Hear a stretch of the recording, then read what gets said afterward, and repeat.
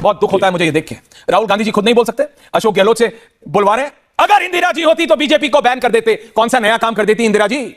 50 राज्य सरकारें बैन की थी, देश में आपातकाल लगाया था। नहीं है स्वर्गीय इंदिरा जी, और बीजेपी को बैन करने की स्थिति में आप लोग नहीं है। काम कर रहे हैं। पार्टियां 3 चीज पे जाती हैं, फ्रॉड, एंटी नेशनल और उसके बाद वायलेशन। आप देख लीजिए कांग्रेस क्या है, तीनों ऑप्शन है आपके पास। ये मैं फ्रीडम आप ही को देता हूं। आप अपने को बोला कीजिए, मैं ऐश्वर्या कपूर, पूछता है Bharat, BJP supporting anchor. Shazia ने बीजेपी का इतिहास बताया। मैं तो ये कह रहा हूं कि बीजेपी इनके आगे से हटा के इनके आगे लिख देना चाहिए शाजिया इल्मी ईडी पार्टी। देखिए, हम लोग तो प्रभु के आदर्श आचरण पे चलने वाले लोग हैं। 2027 में उत्तर प्रदेश के अंदर में राम राज स्थापित करेंगे। वहां कोई पर्चा लीक नहीं होगा, ना कोई छात्र आत्महत्या करेगा। साधु संतों की जांच नहीं होगी। अरे भाई, साधु संत उसमें नहीं है। अखिलेश जी की बड़ी खराब आदत है, हर चीज में साधु संतों का अपमान करना। जी रत्नाकर जी, क्या चाहते हैं आप? वापिस से शुरू करते हैं। बहुत दुख होता है मुझे ये देख के। राहुल गांधी जी खुद नहीं बोल सकते, अशोक गहलोत से बुलवा रहे हैं। अगर इंदिरा जी होती तो बीजेपी को बैन कर देते। कौन सा नया काम कर देती इंदिरा जी? 50 राज्य सरकारें बैन की थी, देश में आपातकाल लगाया था। 50 राज्य सरकार, 50 सरकारों को अलग अलग टाइम पे इंदिरा जी के समय पे बर्खास्त किया गया था। कांग्रेस के 60 सालों के उसमें 90 सरकारें बर्खास्त नहीं है, 50 राज्य सरकारें बैन कर दी। अरे भैया, अभी ज्यादा मत सुनिए, लेकिन अब आप मेरी बात सुनिए। आप अपनी फ्रस्ट्रेशन, अपनी डेस्परेशन हर्षवर्धन जी को भी लाइए, अनुराग जी को भी लाइए। आप जनता पे क्यों डालना चाहते हैं? आप शाजिया जी को हरा नहीं पाते, आप शाजिया जी को पछाड़ नहीं पाते, आप शाजिया जी की पार्टी को मात नहीं दे पाते। विधानसभा का चुनाव हो, विधान परिषद का चुनाव हो, लोकसभा का चुनाव हो, राज्यसभा का चुनाव हो या महापौर का चुनाव हो, आप हार जाते हैं। फ्रस्ट्रेशन आप किस पे निकालते हैं? इंदिरा जी अगर होती तो बीजेपी को बैन कर देती। नहीं है स्वर्गीय इंदिरा जी, और बीजेपी को बैन करने की स्थिति में आप लोग नहीं है। इंदिरा गांधी तो जब बीजेपी बनी थी उसके साथ बाद भी 4 साल 9 महीने थी, साढ़े 9 महीने। कौन सा उन्होंने बैन कर दिया था?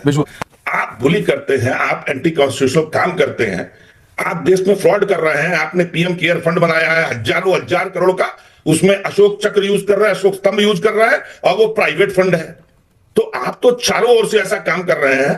पार्टियां 3 चीज पे जाती हैं, फ्रॉड, एंटी नेशनल और उसके बाद वायलेशन। अब आप देख लीजिए कांग्रेस क्या है, तीनों ऑप्शन है आपके पास। ये मैं फ्रीडम आप ही को देता हूं। आपने शाजिया इल्मी के बीच में नहीं बोला। मैं क्यों नहीं बोलूंगा? मेरी मर्जी, मैं बोलूंगा। आप मुझे बताओ। आपने बोला त्रिपाठी जी, पार्टियां हारती है 3 मुद्दों पर। वो 3 मुद्दों में से आप चुन लीजिए कि कांग्रेस पार्टी क्यों गई। आप अपने को बोला कीजिए, मैं ऐश्वर्या कपूर, पूछता है भारत, बीजेपी सपोर्टिंग एंकर। बोलिए भैया, क्या छुप के बात? Happy being the journalist. मैं कोई आशुतोष नहीं हूं, मैं कोई आम आदमी पार्टी में जाके निकाला नहीं जाता। कांग्रेस डेस्परेट है, कांग्रेस फ्लटर्ड है।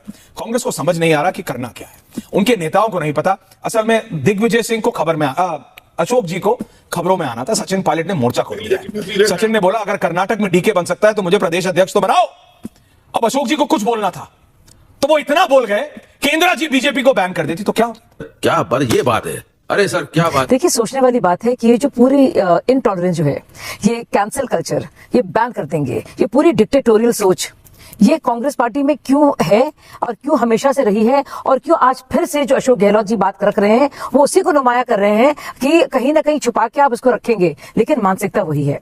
तो चाहे वो फिल्में हो, चाहे वो साहित्य हो, चाहे वो अन्ना हजारे जैसे आंदोलन हो या निर्भया आंदोलन जैसे हो, जिसके तहत हमारे जैसे लोग अदना सिपाही की तरह थे, चाहे वो निर्भया आंदोलन था, किस तरह से एक्सपायर्ड टीयर गैस के शेल्स फेंके गए थे हम लोगों के ऊपर सड़कों पर, और तब हम लोग कोई पार्टी भी नहीं थे। मैं सिर्फ एक भारतीय नागरिक होने के नाते सड़कों पर थी, और उससे पहले अन्ना हजारे आंदोलन, तो वो पार्टी भी नहीं बनी थी। लेकिन डंडे क्या, गैस शेल्स क्या, किस तरह से अरेस्ट करना, ये वो लोग हैं। आपको याद है इन्होंने क्या क्या बाबा रामदेव के साथ, आपको याद हो इन्होंने क्या क्या अन्ना हजारे के साथ। आप देखिए इनकी पूरी हिस्ट्री।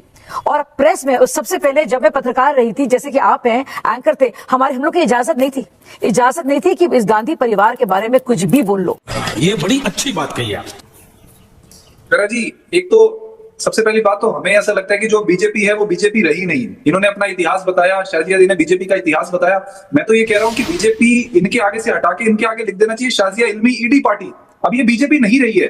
वो बीजेपी थी जो कहती थी कि हम ये जोड़ तोड़ की राजनीति नहीं करेंगे, हम चिमटे से भी नहीं पकड़ेंगे ऐसी सत्ता को जो जोड़ तोड़ से बनेगी। और आज ये ईडी पार्टी क्या कर रही है? ये ईडी पार्टी लोगों का वोट चुरा रही है। ये ईडी पार्टी लोगों की जेब पे डकैती कर रही है महंगाई करके। ये ईडी पार्टी जो है जो सांसद चुरा रही है, और ये ईडी पार्टी का अभी भी पेट नहीं भरा तो ये क्या कर रही है? ये राम मंदिर में 200 करोड़ रुपए का चंदा चुरा गए। आलिए बेटा, भग मत जाइयो, इतना पिछवाड़ा लाल कर दूंगा। अब ये ईडी पार्टी पॉलिटिक्स में नहीं आऊंगा। शाजिया इल्मी ईडी पार्टी। बच्चों की कसम खाई थी अब ये पद नहीं लूंगा, गाड़ियां नहीं लूंगा, शीश महल तो छोड़ो, बंगला नहीं लूंगा, सिक्योरिटी नहीं लूंगा। कुछ याद आ रहा है? याद आ हमारे गया देश आपको? में भी ये जिस प्रधानमंत्री जी को 2024 में जनता ने नकार दिया था, वो आज भी जो सत्ता है उसको सांसदों को चुरा कर हथियाना चाह रहे हैं। तो ये अघोषित इमरजेंसी है। मुझे समझ नहीं आता ये कौन सा हिसाब है जो 99 में राहुल गांधी को पीएम बना देता है, 99 सीट्स में एलओपी बनने के बाद वो ऐसा रिएक्ट करते हैं as if is the prime minister of this country. और नयवान शर्मा जो बोल रहे हैं कि 240 आई बीजेपी की गाई, तो बीजेपी की कांग्रेस से कम थी क्या? बीजेपी आम आदमी पार्टी से कम थी क्या? आम आदमी पार्टी कितनी आई थी Nayvan ji? Nayvan Sharma, I am speaking to Nayvan Sharma, can I have an honour? Nayvan Sharma कितनी आई थी? भाजपा की जब पार्टी बनी थी, अरे आप भैया नीली और पीली पार्टी के प्रवक्ता है, आपके कितने सांसद हैं? 2 सांसद थे। आपके लोकसभा में कितने सांसद हैं? आपके लोकसभा में कितने सांसद हैं? आपके लोकसभा में कितने सांसद हैं? He will not answer, you know why? Harshvardhan ji बताएंगे why. Harshvardhan ji opening comment sir. देखिए ऐश्वर्या भाई, मुझे लगता है कि सबसे गंभीर मसला वो है जहां से आपने बात शुरू की थी कि अभी भी कांग्रेस के नेताओं की आपातकाल वाली मानसिकता वो समाप्त नहीं हो रही। दुर्भाग्य से लोकतांत्रिक तौर पर जो लड़ाई लड़नी होती है, कोई भी राजनीतिक दल हो, एक दूसरे की दुश्मनी सिर्फ लोकतांत्रिक तरीके से होती है और एक दूसरे को समाप्त करना भी लोकतांत्रिक तरीके से होता है। प्रतिबंध लगाकर, कुछ उल्टे सीधे तरीके से, आपातकाल लगाकर, राष्ट्रपति शासन 50 बार से अधिक लगाकर, कांग्रेस तो टोटल 90 बार के आसपास लगाई, लेकिन सिर्फ इंदिरा जी ने 50 बार से अधिक लगाया। और उसमें शुरुआत ही नेहरू जी ने कम्युनिस्टों के केरलम की सरकार से की थी, जो केरलम हो गया तब केरला था। तो ऐसा नहीं कि वो किसी को बख्शेंगे, और कोई भी मानसिकता जब तानाशाही हो जाती है तो किसी को बख्शती नहीं है। तो सबसे पहले तो इसका हर किसी को प्रतिरोध करना चाहिए जो अशोक गहलोत ने बोला है। सही बात है। और दूसरा जरा सोचिए, भारतीय जनता पार्टी ये है, भारतीय जनता पार्टी वो है, और समाजवादी पार्टी के एक वो क्या नाम है उनका, जो उन्होंने बोला कि हिंदू सब जहरीले हो गए। कैसी राजनीति देश में देखने को मिल रही? क्या अगर कोई ये शब्द कह दे कि समाजवादी पार्टी ने सारे मुसलमानों को जहरीला बना दिया है या कांग्रेस ने सारे मुसलमानों को जहरीला बना दिया है, तो क्या इसी तरह से हम लोग बातचीत कर रहे होंगे? वो प्रतिक्रिया किस तरह से होगी? और फिर मैं कह रहा हूं, लोकतंत्र में जनता तय करती, किसी को भी मटिया मेट कर देती है, किसी को भी सर पर बिठा लेती है। तमिलनाडु में विजय का बड़ा उदाहरण है, पश्चिम बंगाल में ममता बनर्जी जो फालता वो जहांगीर खान था, जो डायमंड हार्बर मॉडल, देखिए उसकी क्या हैसियत हो गई।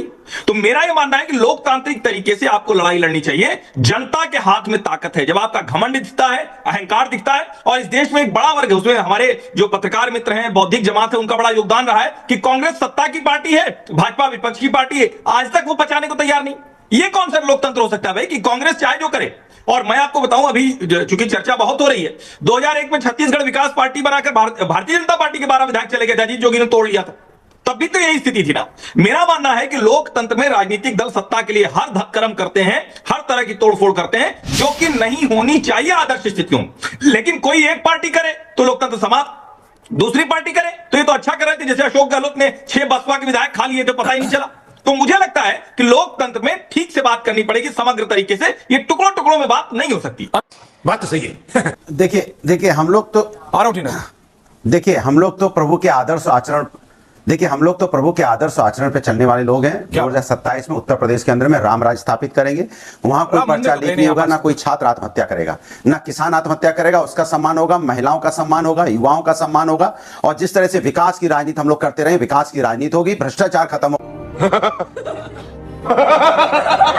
समाजवादियों को प्रभु का आशीर्वाद मीना जी, आपने क्यों नहीं उठाई? जीती, इसलिए यहाँ पे हर्षवर्धन जी wants to make a comment. यहाँ पे कौन खड़ा हुआ? यहाँ भटकों का अपमान हुआ तो कौन खड़ा हुआ? समाजवादी खड़े हुए। ये समाजवादी लोग हैं जो हर वर्ग का मीना जी,